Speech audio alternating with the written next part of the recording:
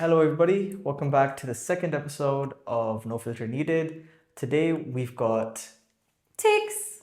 Hello. if you guys don't know, she is a UGC creator and I'd say a very fun one at that. Oh, thank I you. have a reason for that as well. Whenever I tend to, so what I've done recently, I've made a certain personal Instagram account because obviously I found it weird texting friends and family on that Instagram and then also having to message like creators like yourself, asking you to be on the podcast and stuff. So I did that, and because you show up in my feed a lot on the second account, and I watch it. I constantly watch it, and the reason is it's very like it gives a warm vibe basically. Like I feel like okay, this isn't an ad per se. This is more just like an influencer showcasing their life, and then there's just a slight product placement, like how they do in like movies or something. Oh, cool. Honestly, that's very kind. Thank you. I've been obsessed with that for the longest time. Like it's basically what I want to actually know is a few questions, and yes, I have them on my tab because I wasn't prepared last time. But shout out to Kiara again. She did honestly carry that podcast. If I'm being honest with you, She was It great. Like phenomenal. I've got to say, I Yeah. thought it was good recording. We will have another one because I did mess up the audio for her, but that's on me more than her. Yeah. But how did you get into UGC? So, I've been doing UGC for about 3.5 years, coming up to 4 years now. And I got pregnant during COVID, and it was kind of a decision that I had to make. I was just like, do I go back to work in 6 months' time? I'd been made redundant, got pregnant, and it was a job in project management that I was working in. And I was like, do I want to go back when my daughter's 6 months and be stuck in a 9 to 5, putting her into nursery and trying to cover the cost of that? Or do I want to find something different and actually get that chance to spend more time with her? And it was literally at my community centre, they had a poster up saying they were doing a free digital marketing course by One Tech, who's a really good organisation. And they were running it for free for people from my borough, which is Islington, Camden and Tower Hamlets, for people of colour, to try and get more women of colour into the industry, because there isn't a lot of women of colour in that industry. So signed up, did the course, which was 6 weeks, and I had a one-to-one with my mentor, and we kind of briefly covered content creation in the course. And she said to me, there's this new thing called UGC that is really blowing up in America, and I think it's going to take off over here. I really think you'd be great for it. So she said, just do some research, see whether you want to do it, try and practice content creation and stuff. And it kind of went on from there. I got my first brand deal, luckily, within 4 months. And yeah, slowly it's just been snowballing. Going up and up and up. Yeah. Literally. Yeah. But did you think it's harder to manage that? Obviously, I've met your daughter. She's adorable. Thank you. Do you think it's easier to do like a creative job, something like you're doing? Like obviously UGC is, I would say, an easy job. Just assuming, okay. I'm not making a statement here. This is an assumption. Just assuming that I think it looks easy as far as I think. Okay. But do you think it's harder to with a child to do UGC, or would it have been harder to do the 9 to 5? It would have been harder to do the 9 to 5, 100%. I get a lot more flexibility because it's my own business. Yeah. I can fit it in around my life. And my UGC, like you said earlier, is basically my life. It's my lifestyle. It's, my day-to-day with my little one and the products and services that I genuinely love and use. So it's much more easy to integrate it into my life. Whereas doing a 9 to 5, you feel like you're chained a little bit, and you're constantly progressing yourself for another person, for their business, for your manager. You're whoever. not benefiting yourself on it. Exactly. Yeah. That's one of the reasons why I don't want to do a job. Exactly. Yeah. But one thing, I'm gonna go back to the tablet so I don't mess up. That's okay. I'm not ashamed to admit it anymore. But when did you actually realize that content creation, it could be like a full-time job? Like obviously I started this as a hobby as well. Okay. I had zero ambitions or ideas like, I could become the next KSI, Logan Paul, whatever. I haven't, but I never had any like dreams like that. I just saw this as a fun thing to do because it obviously was got famous around the time when the whole iPhone and 5, 6 started coming out, and I was learning all about this stuff. Yeah. But when did you figure out that, okay, this course is led to a full-time job? Or did you just make a jump, a leap of faith, and you just like hoped it would work out at the end? It was a leap of faith. I'd never done anything in marketing remotely before. My job was very much sort of project management. It was very formal, it was very structured. It had nothing to do with social media or anything creative. So it was really a leap of faith that I took into the industry. But I was on maternity leave. I still had a couple of months before I thought I need to try and find a new job, get back into either project management or try and make this take off. And luckily, just because of the setup where my partner was working and I could take that time whilst being with my daughter, after about 4 months of content creation, I kind of started to, get better at it, try and practice different editing skills, negotiating contracts. There's a lot that goes into UGC that I don't think people quite understand. Definitely. So it's pitching with brands, it's negotiating contracts, it's coming up with concepts, scripting storyboards, voiceovers, editing, then filming, all modeling, all of that kind of stuff all in one. Even with all the stuff you've mentioned, I'll be honest, when I look at your videos, that's why I said that I assume it looks easy. Yeah. It actually looks so not overproduced. Yeah, that's the right word. It doesn't look overproduced. It's just it's got the right amount of edits. It's got the right amount of transitions, of text on the screen, the font matches. It's it seems so, in a way, that, oh, okay, that's my toxic trait, honestly. Yeah. That I just look at it and be like, oh, I could do that. Yeah. And then I tried. Yeah. I tried one time, I tried to copy your style and failed miserably. Okay.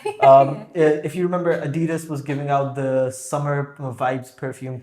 Remember that? Yes, yeah. So I had gotten that literally a week after you did. And I Okay. was like, wait, I could try doing her style. Yeah. And I gave it a shot. I made the video. It never saw the day of light. Yeah. But let's just say it's a good thing I don't do UGC. Let's just say that it's actually quite harder. It's actually a lot harder than I would say making a YouTube video. Yeah. Because with YouTube it's more, you just get some clips, you align them, and you've got some music, some annotations. It's not that much of a risk per se. Okay. But I feel like with UGC you do have certain restrictions as well from the brand, whoever you're working with, oh, we can't have it be in front of X or Y. Yeah. You have to work that in as well. Yeah, so a lot of the UGC clients that you get, if it's a campaign for a particular UGC campaign where a brand has approached you to make content for them, then they'll have sort of guidelines that they want you to follow. Don't show any competitor products, obviously. They might give you a script. They might give you certain clips that they want you to film and shoot alongside the script. Yeah. But I think personally, the best UGC always is when the brand or the agency give you creative freedom to try and make the video around the product or the service. Yeah. Because you get to conceptualize it yourself and see how that product or service would work within your life. And me being a mum, there are certain scripts that I get from brands and agencies sometimes, and I'm just like, this just doesn't feel authentic. This is not how I would personally use this product. So it's a little bit nicer when you get that creative freedom to be able to kind of make it your own, I think. And I think that's where some UGC creators really thrive, is because they are so different to other content creators. They're really good at storytelling, or they've got really creative ideas and cuts and edits or transitions that they use, or their lifestyle is something that you want to learn more about. Right. So, I think sometimes it's great when you get a really detailed script and, brief from a brand, but sometimes that can also be a hindrance as well, I think. Yeah. You mentioned authenticity, it doesn't feel authentic.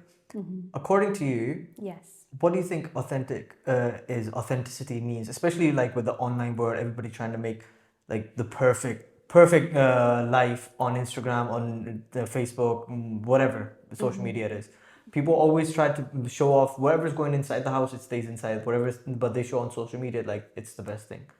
In that, keeping that in mind, what do you think is authentic at this point? So I think authenticity is showing all sides of your life. It's not just sharing the best and not hiding the rest. Basically, I think it's sharing the ups and the downs of your life, the not so aesthetic moments. The vlogs where not everything's perfect, not that, my vlogs are not, I'm not having a matcha latte and going to Pilates and the yummy mummy kind of vlogs. That's not me. So, and I think people who are watching it, the consumers who are buying products from these different brands and agencies, are really starting to tap into that as well. I think as a whole, as an audience, people are much smarter and they're much more conscious consumers as well. So I think the, really picture perfect, polished content only goes so far. I think people are seeing beneath that. They're just like, I can't relate to this. Yeah. So I need to see someone who looks like me, someone who goes through the ups and downs that I do.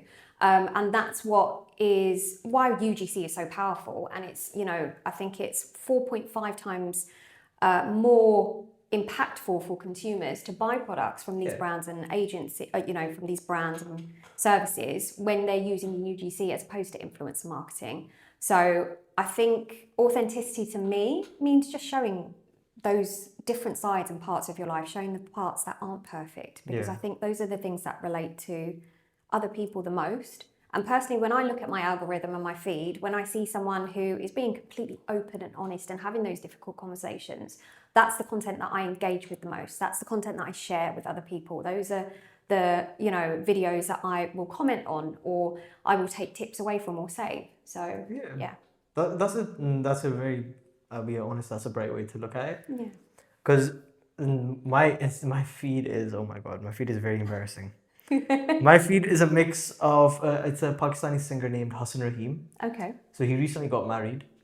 And the gimmick is he danced his entire wedding, and there was only like 5 minutes of actual wedding traditional things happening. Okay. He even came on BBC it was a thing saying that he kept a wedding during his dance. Like instead of saying it was his wedding and he had some dances in it, because he was dancing all the time. Yeah. It's a mix of that. Yeah. And then it's a mix of like Pakistani influencers doing the most embarrassing things, stuff that I do myself. Okay. But I don't post. Okay, yeah. Because I feel like it's a bit embarrassing. I don't want to embarrass myself. Oh yeah, at least. Okay, yeah.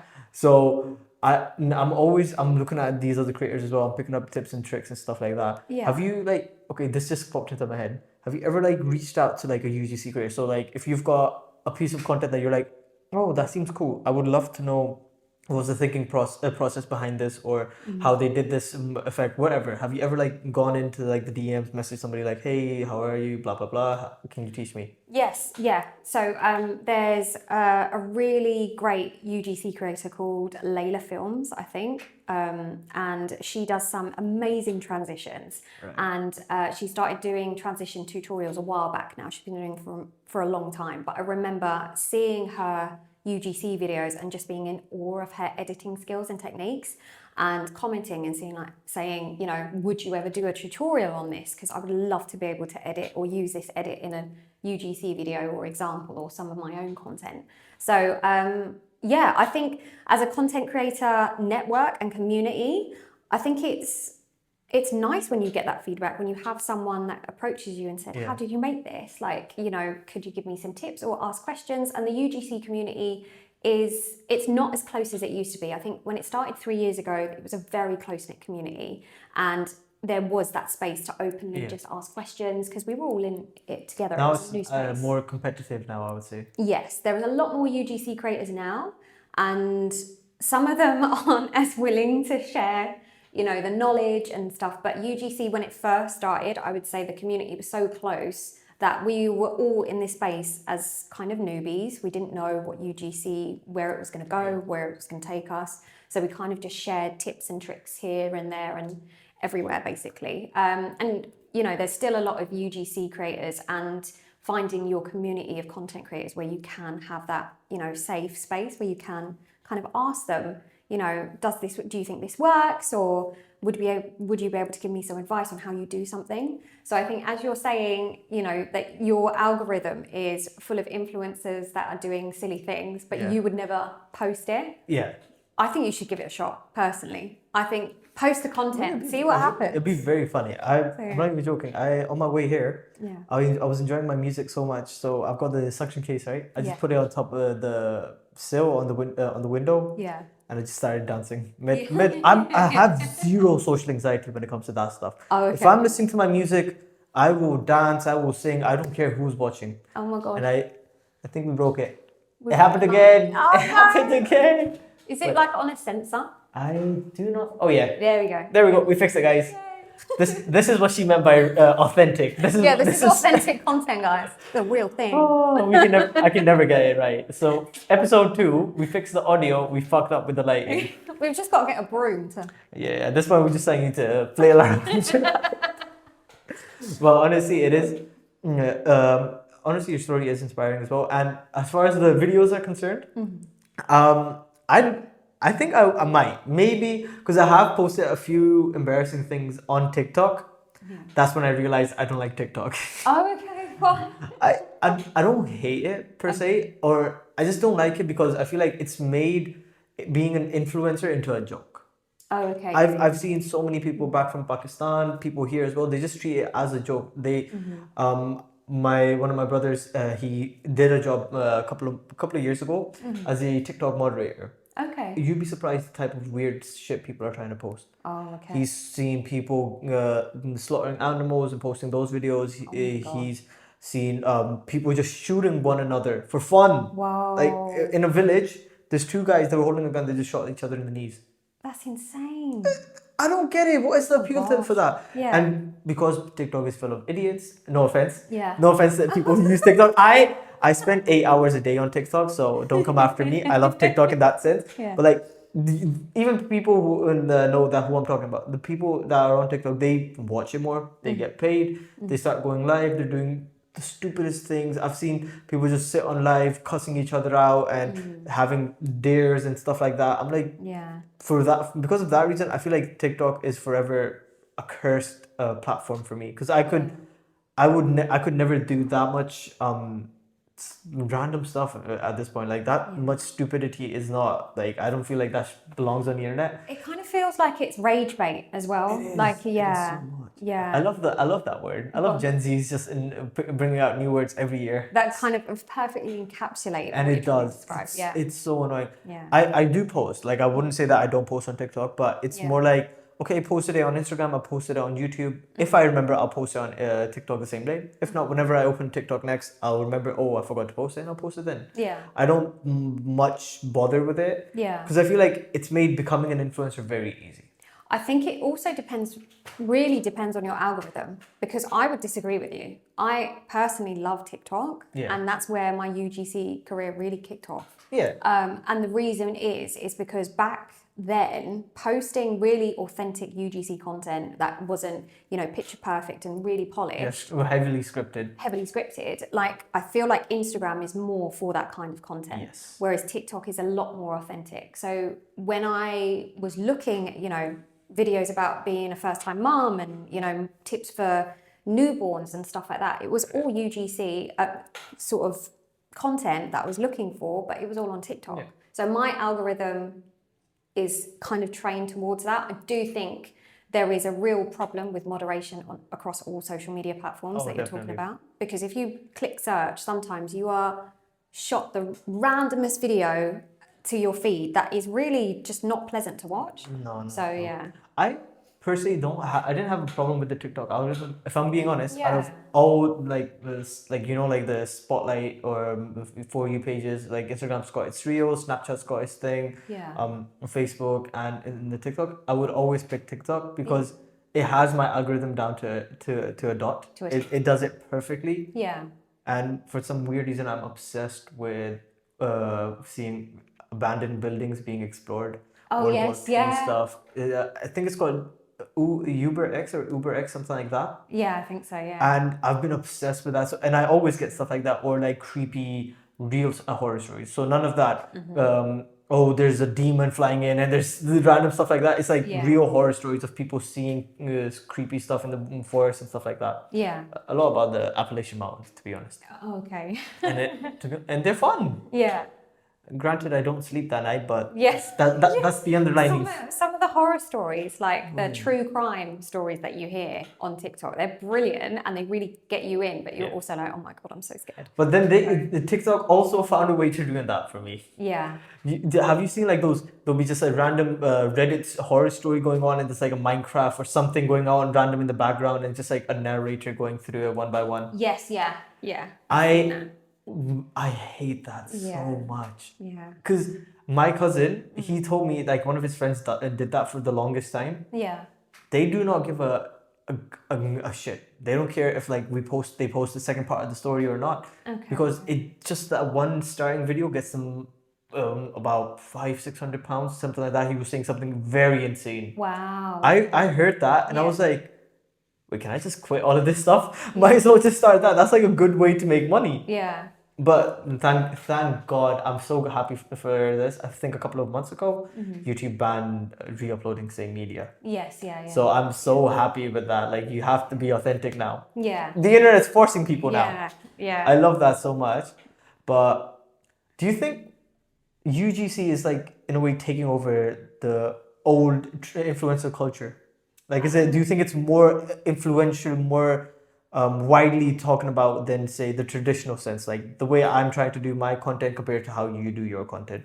Do you think your style UGC, like I said, is taking over? I think definitely brands are starting to realize that mixing a blend of influencer marketing with UGC is definitely starting to happen a lot more than it did before. Because about 3 years ago, UGC was really big in America. It was barely heard of here. So getting campaign deals and brand deals and trying to pitch UGC to different brands, they kind of didn't really understand what it was. But I think because your audience is getting so much smarter. They can see through the picture perfect polished content. So influencer marketing isn't making a dent as much as it used to. I think the brands and agencies that are doing the best are blending the two together. I think there's still a space for influencer marketing. There always will be. We're always going to continue following our influencers. We all fall under that hat. So like influencers. So even though I know for a fact that when you introduced yourself, you said I'm a UGC creator. You said that to me. Yes. Yeah. I said I'm an influencer, but if a third person was watching both of us, they would still assume that, okay, they're just influencers. Yes. So we still do fall under that umbrella, I think is the word. I forgot the saying. Yeah. But yeah. Yeah. What's the biggest writer's block? The most recent or like the most funniest one, I'd say. Of the biggest thing of writers for No, for you, like what was your biggest writer's block? Like you've got the script, you're sitting here, you know the product, and you're just like, you can't think of a script. You can't figure out what to do with it, the video. So one example that I can give you is when I was talking about earlier, getting kind of your own spin on creating the content and the UGC content. I got a brief from a brand through, and it was for a food brand who I absolutely adore. And it was making some food with your kids. And they gave me a script, and I kind of briefly looked over the script and I said, yeah, that's fine, film the content, then sat down with the edit, did the editing of the video footage and stuff, and then tried to voice over the script. And I was like, this just does not sound like a human being. Like, this literally sounds like, this is not me, yeah. The wording was really wordy and lengthy and stuff. And I had to go back to her and I just said, do you mind if I just completely change the script? Like, and just, I've done the edit of the video. I know what I want to say. Just put my spin on it. If you want me to change it after, that's fine. And she was just like, yeah, hopefully it will work. And I did. And it ended up working out so much better. And I think sometimes that's where I get the biggest writer's block sometimes is I never really get it with a product or a brand, I'd say, because as a UGC creator, I think it's really important for it to come across as authentic and real is you need to really relate to the product. If I don't relate to a product, I don't take on the campaign personally because I know it's not something I'm going to use. So I try and only take on the ones that you'd actually integrate into your daily life. Exactly. So it's a smart way. Yeah. Plus it's less stuff in the house. Exactly. You're not a hoarder then. I'm not really a hoarder. I do get a lot of stuff through. Do you think you are in a way hoarding? Like how? Okay, in an average month, how many do you think you'd get like deals you do? So in a good month, how many would you do like willingly? It really depends on. I think it really depends on whether I'm feeling burnt out or not. But I'd say Q4, so this quarter of the year, October and November are going to be pretty insanely busy. I think that's all content creators across the board. Just because of, you've got Black Friday, you've got Halloween, you've got Christmas, you've got Boxing Day sales, all of that kind of stuff. So you missed out Thanksgiving. And Thanksgiving, yes, if you're American. So yeah. I don't celebrate any of them, so No, yeah. I love the fact that, but I do want to experience one of those. Like, I have Yeah. a weird obsession with wanting to have that whole the Christmas morning thing that you see in Christmas movies, the Yeah. family all wearing the same PJs and all that kind of stuff. Yeah. I was having this conversation with my older brother literally yesterday. Yeah. But honestly, it'll be fun though. Yeah. It's gonna be a busy. It's gonna be a busy. But how you just mentioned burnout? How do you deal with it? So if you're burned out today after this, you don't record anything. How are you gonna get back into the groove? So I think it's really good to kind of take yourself away from your phone. Basically, don't scroll. Don't try not to doom scroll. It's really hard for all of us. Yeah. But obviously, all the social media apps now have that time limit that you have on your phone. I know that. Yeah, you can set a time limit. So where you set it to 10 minutes and it will flag, oh, you've been scrolling for 10 minutes now. No, you Like, can't. get off your And phone. will it use it? No, you can bypass it, but you have to put in a code. But it will Or just you flag like it up. have it somebody else set up the code to make sure you actually follow through as well? No. So you just set up your code. No, I'm saying, but you could to Oh, make you sure you could, follow yeah, through. yeah. I'm saying. Yeah, if you had someone that was there, you could get someone to be like, no, get off the phone. I don't think I'll be using that feature ever. Yeah. I'm not even joking. Middle of the night, it's like 12 a.m., 12, maybe 1 a.m. Yeah. I'm just sitting on my bed and I've got the TV on. Nothing's playing on the TV. Yeah. And I'm on my phone and I'm just going through TikTok. I For think all literally get until like 2, 3 a.m. I'll be on TikTok. Yeah. No matter what I do, TikTok or Instagram, I'll be on my phone and I'll have nobody's awake and the TV's on. I'd rather just like doom scroll. It's Yeah, more okay, fun. yeah. I feel like people, Yeah. especially my age, Yeah. like 22, 23, we have really short attention spans. Yeah. We cannot, oh my God, we cannot hold a conversation to save our lives. Yeah.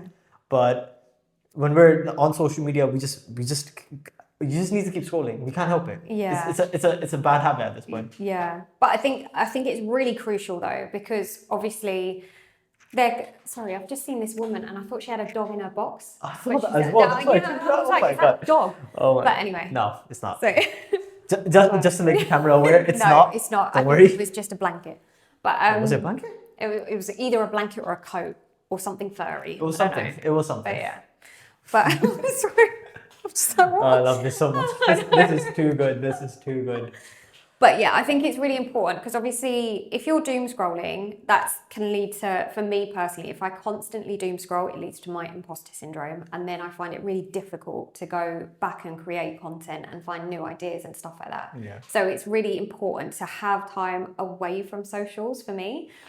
Consume less, create more is kind of a good... That's a good motto, Saying, actually. That's a yeah. very good, especially for UGC creators. Yes, That's yeah. a very good motto. I'm not gonna lie. Exactly. So Honestly, I should actually follow that because whenever I get burnt out, I just disappear. And I'm just gone for like a couple of months. like you find things that, you know, outside of socials and your phone that you enjoy doing. So like I've recently joined a gym with an outdoor swimming pool and I go outdoor swimming throughout the year. I kind of do that after school Probably drop-off. shouldn't do that out in winter. Just an idea. I do it in winter. There's so many benefits. Seriously? Cold water swimming, yeah. Oh yeah. hell no! I go 3 to 4 times a week. I can't hold a cold object Yeah. in winter. I'm not even joking. When it's winter, this morning I woke up. The heat. I went up. I had my blanket wrapped around me. I turned on the heating. Yeah. Maximum. The entire house woke up pissed off that like they're sweating and I'm still over there just like. Oh yeah. I need another 30 minutes of the heating on. To be fair, like I only cold plunge because they have a heated pool and they have like a cold pool. Yeah. So I don't really do the cold one that much. But you I do at it least like once a month, I would say. once a month, yeah, because it's so good for it's a natural antidepressant. I've seen So- everybody, a lot of people on social media especially do it, but Yeah. that can't be me. No. I run cold. I run cold. But I would say it's good to find something outside of that. So Yeah. I've got really Like back you into have, reading, I cooking. keep forgetting the word. I saw in a video, a digital detox, I think it's called. Yes, yeah. Basically, that's what you do. So whenever you're feeling burnt out. Yeah. I tried that. I just disappeared for 3 months. Yeah. I had no idea if I was even going to come back. Then I Yeah. spoke up about the whole Charlie Kirk thing, Oh, okay. and I got banned. Like Oh, my gosh. Instagram account was gone. Really? Yeah, Oh my goodness. for I think maybe a week and a half or something like that. I told my mate. Yeah. I don't know what he did. Till this day, I still don't know. He got it back for me somehow, Yeah. as a birthday gift. It was a birthday gift from him. Oh, I was like, I woke up one morning. I look at my phone. My Instagram's not opening up. yeah. I didn't even react. I was Yeah. just like, okay, cool. Yeah. Closed it, opened the other account, and just went to doom scrolling. I didn't even tell anybody. I didn't make a fuss about it. I just accepted it. Yeah. And I didn't even say anything like controversial. I just Yeah. said that even that you should just stop romanticizing him. Mm-hmm. Please remember the stuff he's done alive as well. Yeah. Because yes, he's done good. I won't take that away from him, but he's also done a lot of bad. Exactly. We should always see the good and the bad. Yeah. Like you said with content creators, and he was over everything, and I was starting to get annoyed with it. I think one of the things, particularly at the moment, with everything that's going on in the world, it is so frustrating that certain content is being pushed or is out there more, and people who are speaking up about different issues and politics and what's going on in the world are being banned, basically. Oh, completely. And it's shadow banned, permanently banned. You won't get any reach. No brands want to touch you because you're apparently something that's very dangerous at that point. But at the same time, it's kind of like, but I think we all have a social responsibility to, talk about these issues and these things that are going on in the world. So because you can't call yourself an influencer, or even for you, even as a UGC creator, you're working with brands. But I don't think you'd ever work with a brand that goes against your core values, your moral values. Exactly. So if you support a cause and this brand is actively working against it, I don't think any creator would want to use it. But nobody talks about it. Nobody. It's like the curse word in the creator in the industry, the creatives industry. Like, you cannot speak about what you actually care about. Exactly. But it's the harsh reality that your content then doesn't get put out, and then you lose brand deals or campaigns because you've said something against. Have you ever had that happen to you? Lose out on a brand deal because you didn't agree with the brand's how the brand was working, or if the brand was supporting something you were against? I haven't personally had that happen to me yet, but there are certain brands that I would stay away from. Like, there was no way I would ever create content for them because of their affiliations behind the scenes. So yeah, I feel like that's one of the main things when it comes to being a UGC creator as well. Like, so you can't just look at the offer or see how much they're offering or what they're saying for you to do. You do have to constantly do a bit of research on the brands. Like, do you do that? Like, for me, especially with the podcast, when before I was confirmed that you were going to come or not. I had done a whole PDF of you, found out what I could about you, and I had the questions and everything ready. But do you do stuff like that? Like, do you research the brand history? Yes, yeah. So, funnily enough, I'm a vegan, and I have been a vegan for about 8 years. And if you look in her bio, it says it there as well. It says it there. But I had an inbound through, I think 2 days ago, to create some content for a beef tallow cream. And obviously I had to go back and say, listen, I'm a vegan. I'm not going to put this on my face. Technically, it doesn't work. Yeah. just technically, a little bit. Yeah. But and especially if you're creating UGC content, that's where it slightly differs sometimes from influencer content. Some influencers are really conscious about the brands and products they promote, but you have people like Michaela, who's the really famous influencer who did the mascara, and she basically showed you a filter of her mascara or whatever it was, a really fake before and after. Whereas UGC has to be authentic, it has to be genuine in order for it to perform well. So if it's a brand or a service or a product that I'm not down with, I can't be authentic or genuine about it. It's really difficult to film something and talk about it in a genuine, authentic way if I don't relate to it. Relate with it personally, Yeah. But okay, now I'm gonna go through the questions I've got here because I'm running out of questions on the fly. Okay. And I'm not ashamed to admit it anymore. Honestly, if I was this honest in my vlogs, I feel like I would go viral way quicker because I do a lot of embarrassing and stupid stuff, and I'm proud of it. I have no shame in doing my stupid stuff. But okay, first question: how do you balance being an open online creator and peaceful when you're offline? So how do you not let both of those worlds mix, or basically run your life? So like any content creator, I think a lot of us suffer with burnout and imposter syndrome. And I think it's, we all get it. We're all kind of guilty of sitting there at 12 o'clock, 1 o'clock in the morning, doom scrolling. Yeah. Exactly. So how do you like try to delay it? So like obviously if you can feel a burnout as you're about to burn out. Yeah. How can you delay it to the last possible moment before you actually burn out? And you're just like, okay, I need to do my reset. Yeah, I think resetting for me is mindfulness. So I try and practice meditation every single day. So obviously I have a Headspace account, I have had for ages, but they do Take 10, which is basically you take 10 minutes out of your day, you do some mindfulness practice, and it really does help me kind of when I feel in that moment of this, I'm not feeling so great, I'm trying, I'm starting to feel anxious or burnt out, then I'll take myself away from my phone and I'll do some mindfulness practice. Or I'll just I'll put my phone in the other room basically, and I'll either go play with my daughter, try and be present in the moment. I'll go to the gym, or I'll go for a swim, or I really love reading at the moment. I'm really into my books, and I've really got back into reading the past year and a half, I think. What genre of books do you personally like? I like fantasy. Romantic fantasy is my favourite. I mean, I like mythical books. I don't know why. I just like hearing about like the Greek gods or Greek mythology. Yeah. I have an obsession with that. I had it since I was like when I was in boarding school. Oh, okay, yeah. It's fun. But one fun thing I found out about you is you're known for like a coffee and calm vibe. Oh, like so you've constantly referred to it a lot in a lot of your UGC videos that you need coffee. It's a part of your daily schedule. You cannot function without it. Yes, yeah. Where did that come from?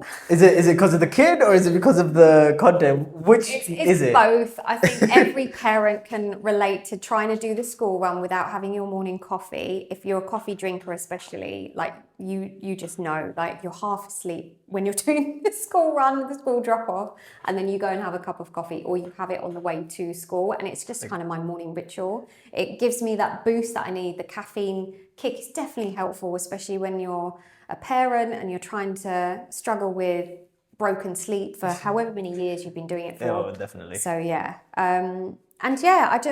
it's just something I absolutely. So what's your go-to coffee order? Oh my gosh. This is something I'm curious about. This is not even a question. This is actually what I want to know. It's in the UK and most places it would be a mocha, just because mocha with soy milk. I prefer soy milk to oat milk. Soy milk. Fair enough. Soy milk to oat milk, and I like the little chocolate taste of the coffee. But one of my all-time favourite coffees is a vegan version of a Cafe Mui, which is a Vietnamese salt coffee. It's a Vietnamese salt iced coffee. It's delicious. It's so good, especially in the heat as well. So it's condensed milk, or you can use like a coconut condensed milk. With a little bit of salt, icing sugar. It's very sweet, with Vietnamese black coffee, and it's just delicious. I feel like I want to try that, but I don't know. Yeah. But honestly, I had a whole ass phase. I remember for maybe 4 years. Yeah. 4 years, I would drink coffee with everything: breakfast, lunch, dinner. Oh my gosh. I replace it with water. Ironically enough, a lot of people don't know this, but I drink about 0% water in my entire life. Oh wow! I do not touch water. Water drink. I'm afraid of it. At this point, I would say I'm afraid of just drinking plain simple water. Yeah. I'd have to have a juice or a fizzy drink, anything other than water. My partner is exactly the same. Like, he doesn't drink water. I'll say, "Oh, do you want a glass of water?" And he'll be like, "No." He'll go for juice, or he'll go for coffee or tea or something else. And anything other. How do you function? I don't know. I know water. Literally water has no taste. Yeah. But I don't like that taste. Okay. If that makes any sense, like it's confusing. One thing I find, sorry, I'm touching my. One thing I find to convince myself to drink more water is having nice glasses and nice water carafes, and then filling it with different flavors. So I'll have lemon, mint, and cucumber, or strawberry, raspberry, and blueberry, and it really makes your water a moment. Now here's my rebuttal to that. Yeah. I don't eat fruits or vegetables. Oh my god. I run away from fruits. I run away from veggies. I run away from water. For some weird reason, I do that. I'm so. How do you survive? chicken noodles, Chicken noodles, yeah. frozen chicken tenders. Okay. Yeah, I think that's about it.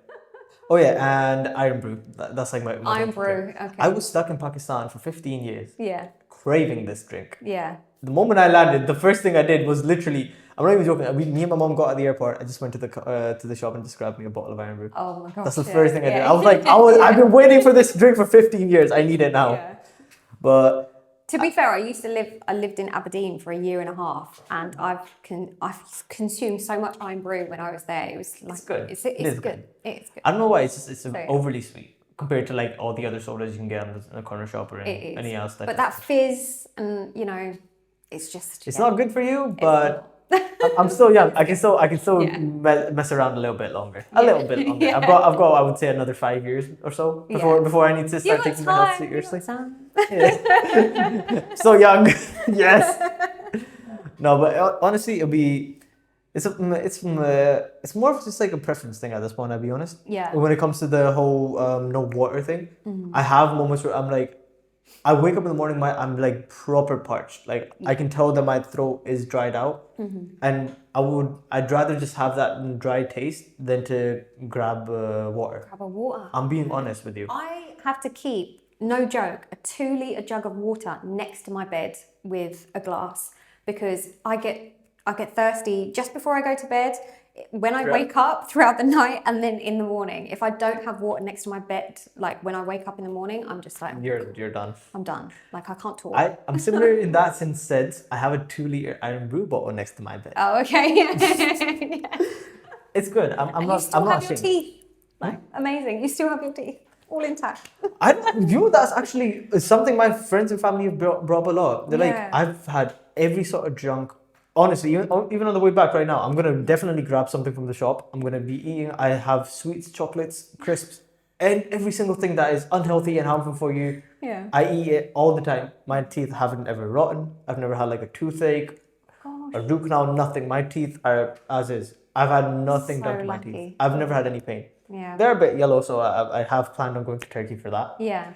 I have that in my mind. I'm not going to pretend that my teeth are all perfect, but they're getting They're there. not bad though. Like they're really not bad. At least they're not. At least I'm not missing them. At least I'm not missing a few teeth. I'm happy about that. I have my teeth. Yeah. That's one thing I'm curious about though. But okay, so with everything that we've talked about, Yes. where do you see yourself in the next like 10 to 15 years? Like, would you continue as a UGC career? Do you want to change that into like maybe a manager, UGC manager, or like what's your take on it? Like, what is the long-term plan with this? So, I would like to retire in the next 10 years. That'd be great.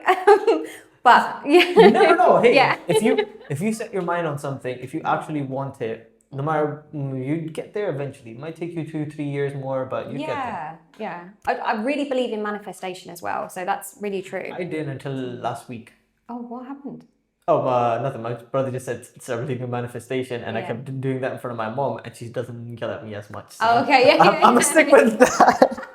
Like, this is what I mean. Like, I have zero filter when it comes to all of this stuff. Yeah. I'm being recorded, actually in public, because I find it a lot more relatable. Yeah. It's authentic. It's you, right? Yeah, exactly. Don't be like me, kids. Drink water. Don't listen to me. But honestly, it's literally it's a travesty for my mom. Like she'll bring like a 6-pack of iron brew. It's gone within 2 days. Oh gosh. Yeah. Nobody else in the family touches it. She'll bring like Lucozade or some kind of orange juice or fruit juice for them. Yeah. I'm the only one that drinks iron brew. Okay. I finish it so quick. And she is so pissed off about that. I've gotten called out so many times. Like, from whoever's sitting there should be like, "You finished it." Yeah. It's like, and I can't even blame on somebody. Yeah. Everybody knows that they don't drink iron brew. I'm the only one. You're the one that. Yeah. It's a fun conversation though. Like, she'll be yelling at me. I'm like, "You look so nice." No, yeah. I'll teach your child that when she's in trouble with you, she can just like. Because we used to look do it so to good, our mommy." mum as well. Like I had the whole thing, and like your parents always say, just wait till you have kids, and they will do all of this back to you. Oh damn. So I'm waiting because they're a reflection of you. Karma coming. Karma's coming. Karma's already come. She's very strong-willed, which I absolutely love, and I don't want her to ever change that part of her. Amazing. So, but she's very strong-willed with me. She has very strong opinions on what she wants and what she doesn't want. So yeah. And she makes sure you follow through. Yes, I can't pick her clothes in the morning. If there's something she does not want to do. Pick her clothes. No. How old is she now? She's 4.5.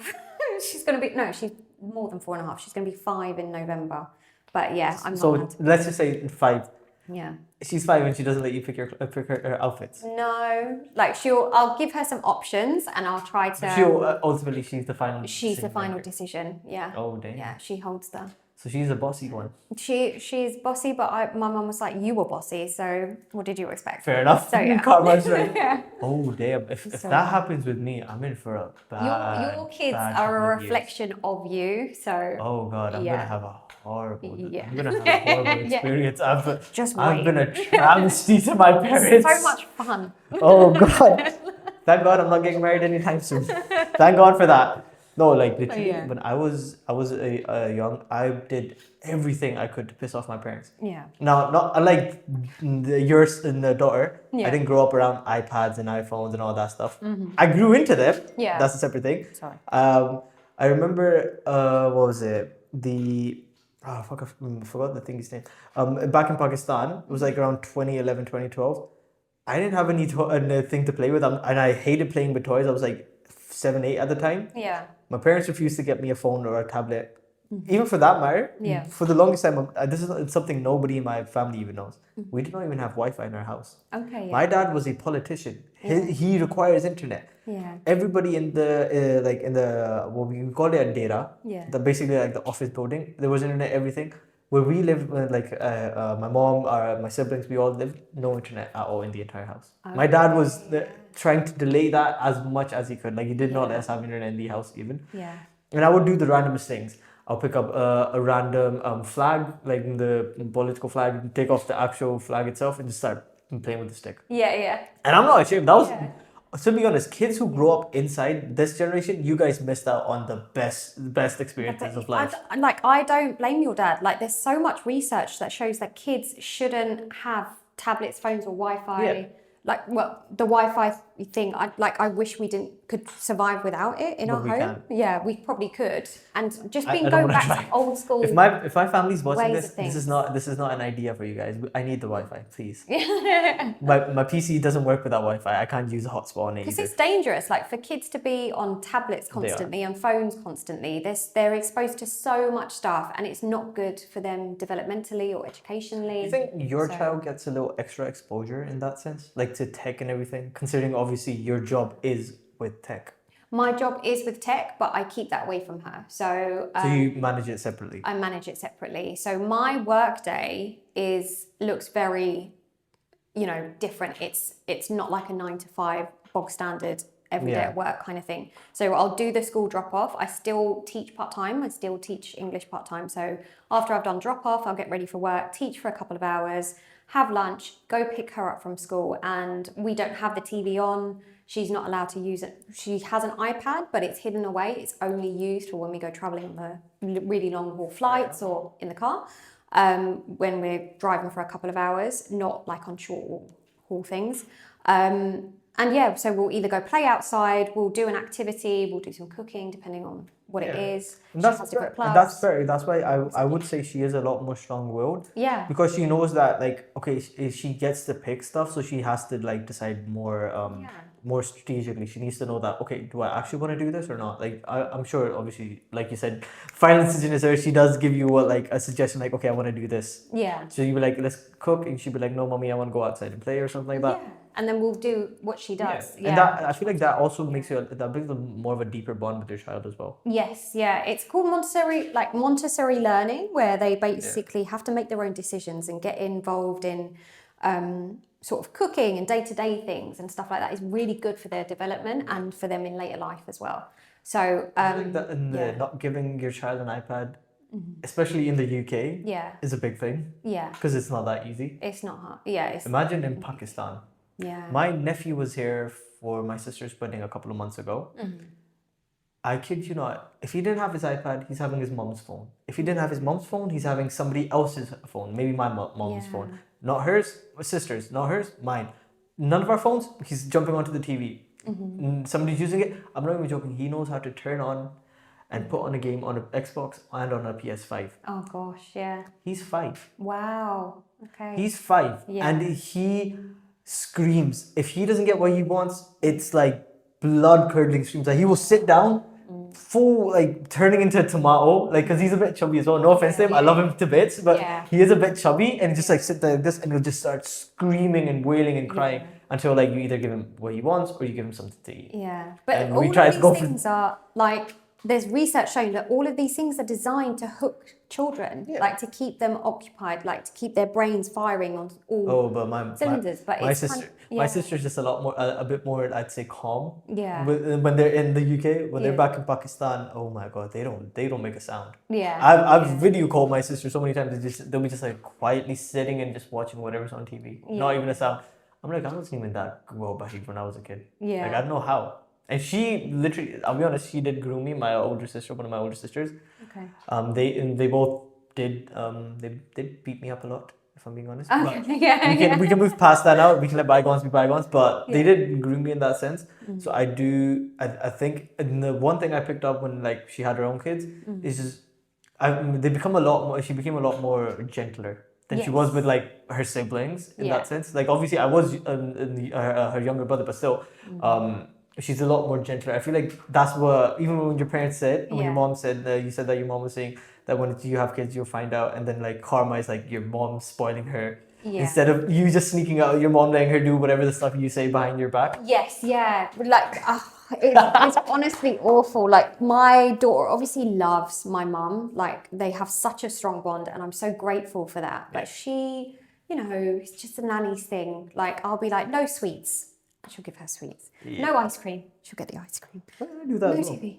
She'll give. I do that as well with all my nieces and nephews. Yeah. My sister would be like sitting right here, right in front of me. She's like, don't give him anything. Okay, I won't.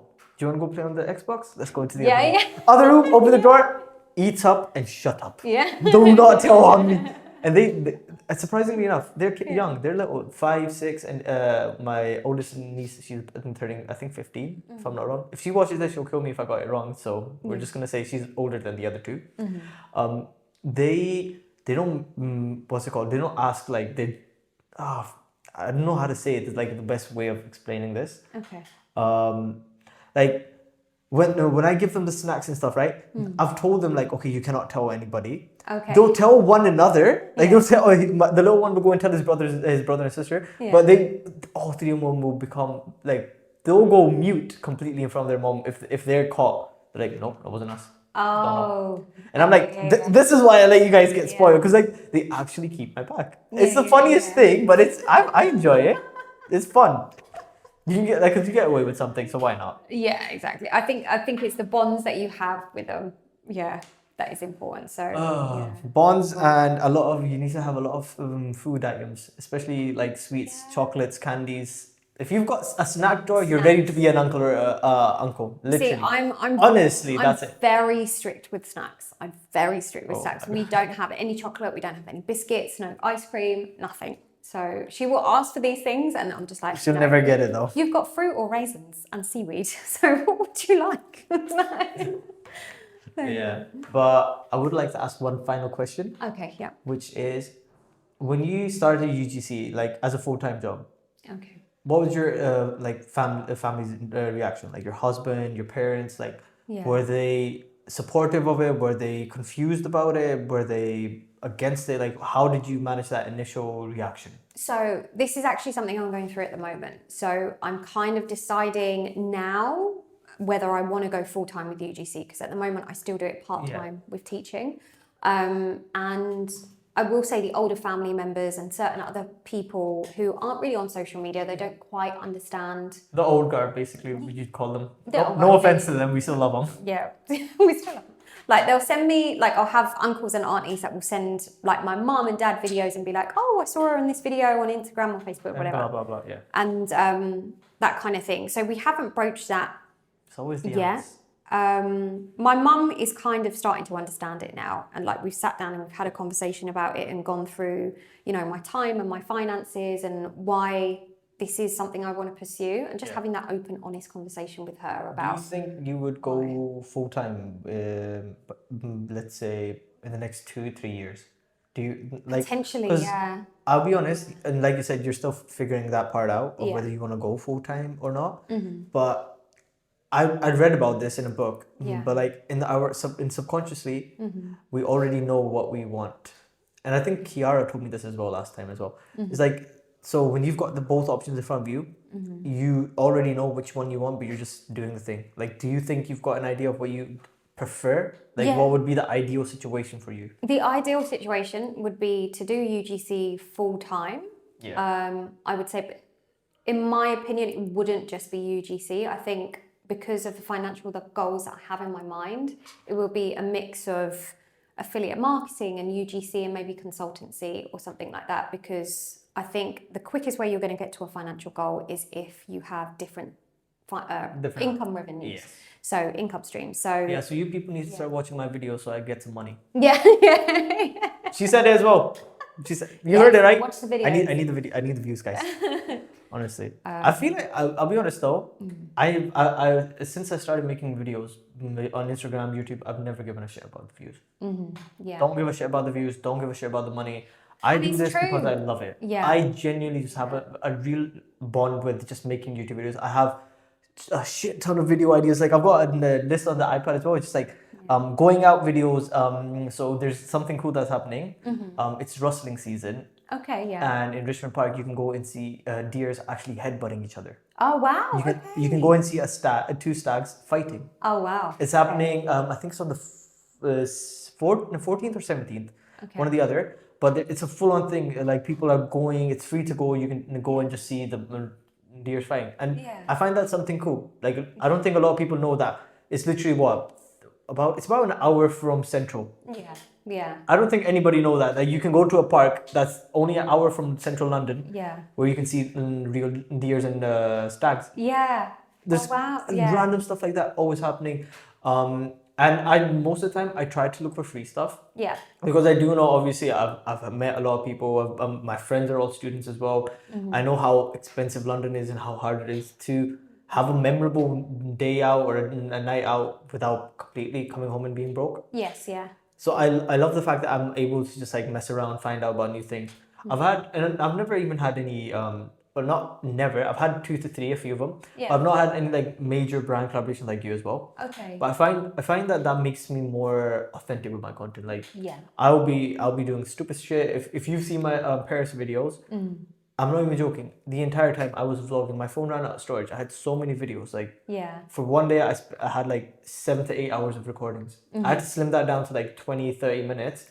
Which is a very hard thing for me to do. But that's what I'm trying to say. Like, because I know I'm not giving a shit or I'm not focused on the money aspect of it. Like, obviously, that is one of a motivator. Like, I'm not going to deny it. Who doesn't like money? Especially if you make money doing what you enjoy. It's a win-win situation. Exactly. But I'm not as like, okay, I need to focus on making the money before I can do anything else with my content. I upload the video. I'm not joking. I don't open YouTube Studio until I'm uploading the next video, and then I can decide whether I want to be happy or I want to be sad. Because I feel like do you instantly look at your stats? Like say you upload the video right now. Give it 24 hours. Would you go and start looking at your stats? I do, because personally for me, my UGC is a business, and I think that's the difference. Where you're an influencer and I'm a UGC creator. That is. Yeah, mine is a business. So do you treat it as a business? I feel like I would say I treat it more like maybe a hobby would be kind of disrespecting influencers. I would say more like it's something creative and creative outlet. A visual journal. Yes, yeah. One of my friends had this in her bio, so I just came into my head. Like it's just a visual journal. I'm showcasing my life like others, but it's still. It makes it a lot easier for me, at least. Because I'm not focused that much on the money aspect, because you never know, especially... And you're trying to garner your audience, the people who love your content for you, do you know what I mean? And influencer content influencers are different, because you're not just influencing people to buy things or do this and, you know, sales all the time. It's kind of like you're showcasing your life and showing your creative expression and... you know, your life through that. Whereas my UGC, they are primarily videos for brands to push Brands. as ads. But to the honest thing sale. is, like I said right in the start, Yeah. it doesn't feel like that. Yeah. Your content does not feel like that. I'm not even joking when I say this again and again. When the first time it popped up on my thingy, I just saw it was another influencer showcasing something. I swear to God, I did not look at your name. Yeah. I wasn't paying that much attention. I was just listening to the audio. I think I was like cleaning my room or something.